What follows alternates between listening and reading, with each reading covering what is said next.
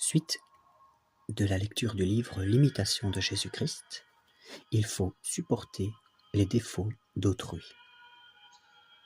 Ce que l'homme ne peut corriger en soi ou dans les autres, il doit le supporter avec patience, jusqu'à ce que Dieu en ordonne autrement.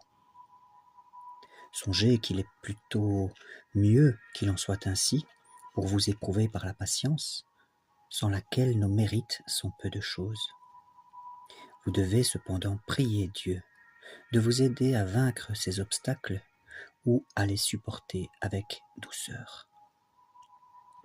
Si quelqu'un, averti une ou deux fois, ne se rend pas, ne contestez pas avec lui, mais confiez tout à Dieu, qui sait tirer le bien du mal, afin que sa volonté s'accomplisse et qu'il soit glorifié dans tous ses serviteurs.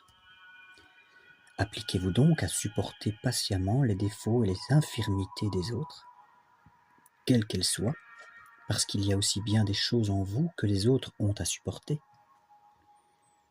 Si vous ne pouvez pas rendre tel que vous voudriez, comment pourrez-vous faire que les autres soient selon votre désir ?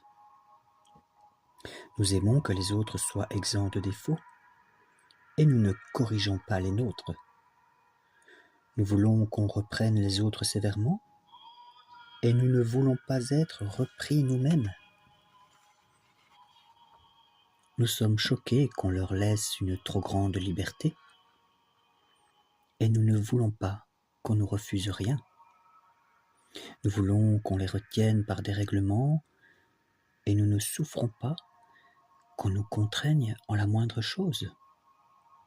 Par là, on voit clairement comment il est rare que nous usions de la même mesure pour nous et pour les autres.